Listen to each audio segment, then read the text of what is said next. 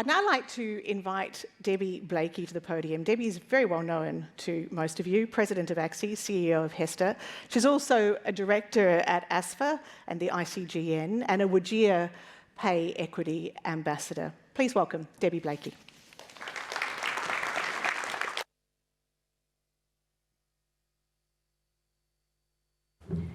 Thank you, Ali, and good morning, everyone. And I would like to start today by acknowledging the traditional custodians of the land that we're meeting on today, the Gadigal people of the Eora Nation, and take this moment to pay my respects to elders past, present and emerging, and extend that respect to all First Nation people participating in this conference. And thank you to Uncle Alan for that very warm and informative welcome to country. What a pleasure it is to welcome so many of you here today to this ACSI conference in Sydney. And I think we all still get that buzz of gratitude when we are able to gather like this in person rather than virtually.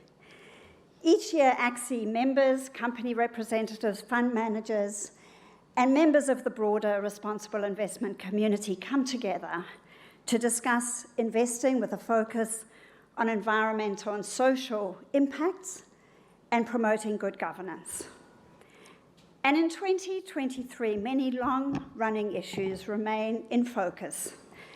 However, an ever-changing global environment is presenting new challenges for us as super funds and for other institutional investors.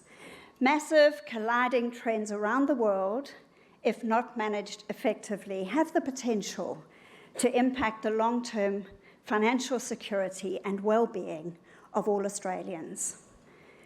Climate change, human rights, geopolitical tension, all of these demonstrate why the integration of environmental, social and governance considerations across portfolios and organisations is so critical.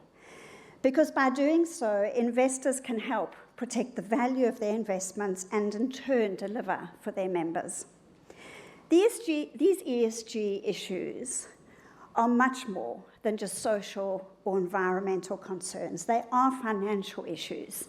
They're issues that can make or break a company's long-term success.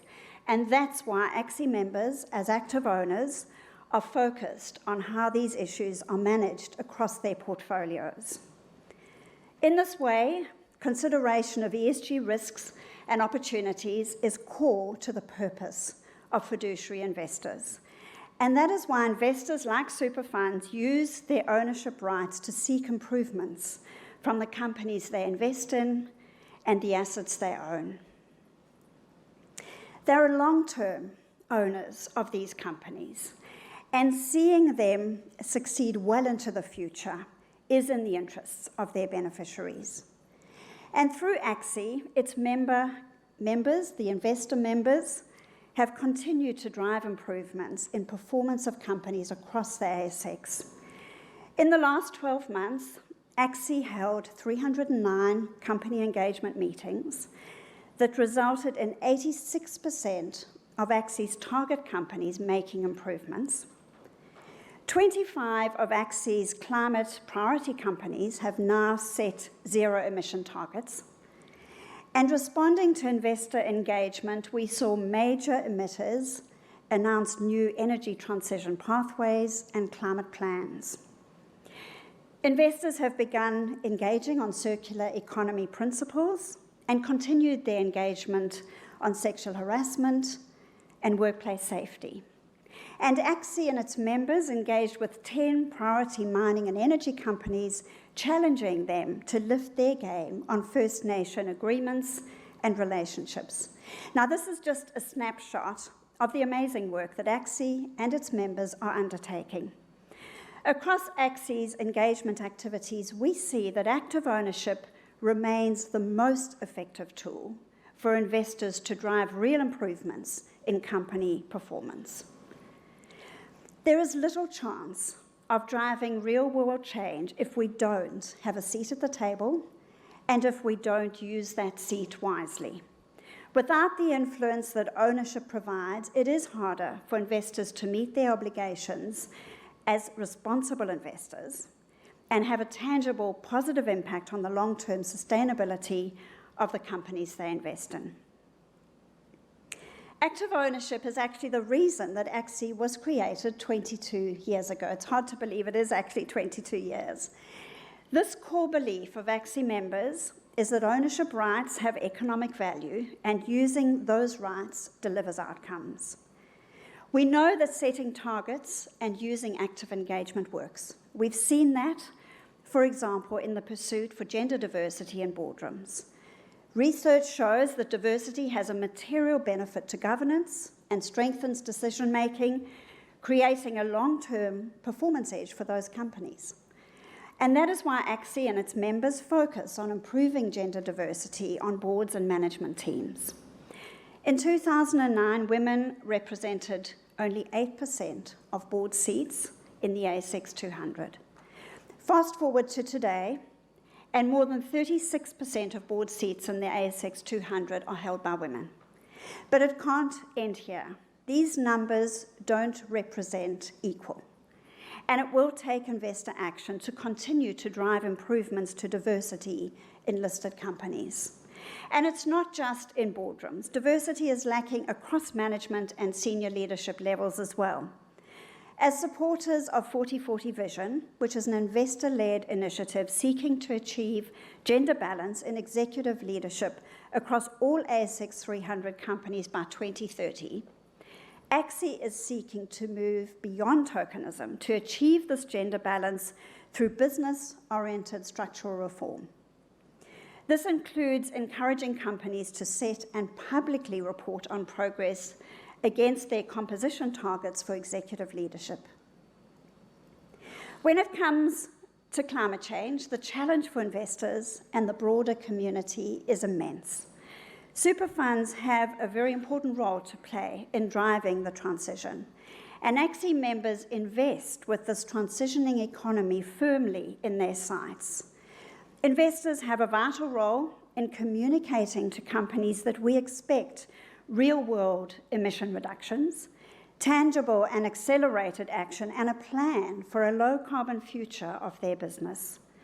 This is critical to protect the long-term value of investments that we know is in the best financial interest of our super fund members.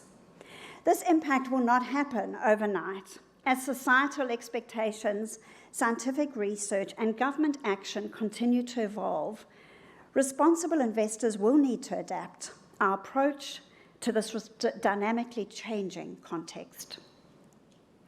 We know it will demand bold leadership from us and hard decisions that balance the need to maximise returns for members now, while supporting that orderly, timely, and equitable transition over the long term.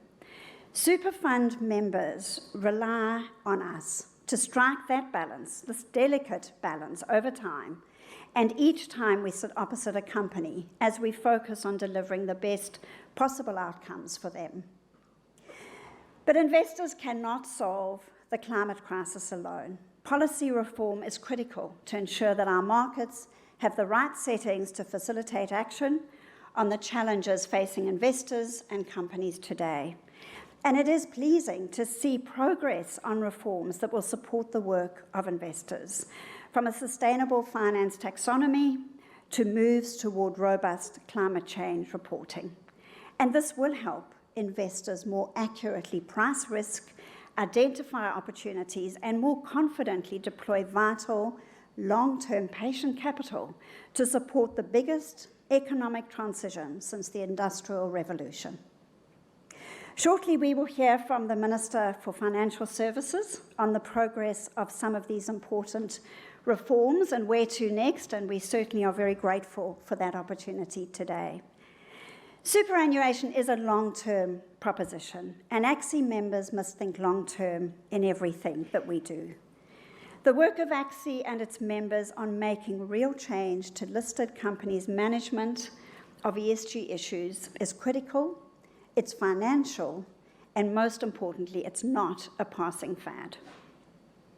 We invest for the future, and we are at a critical juncture of where the change that we create and the investments we make can contribute to that brighter, more sustainable future for millions of working Australians.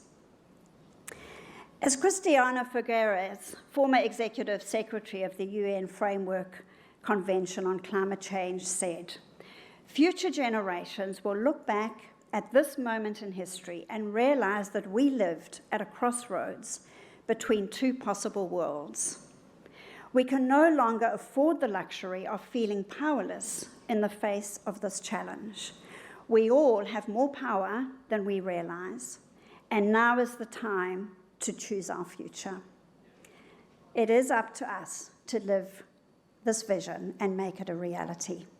I now have the pleasure of introducing Mark Knight, Chief Executive Officer, Ausbil Investment Management, our major event sponsor, to welcome you to the conference. Thank you, Mark.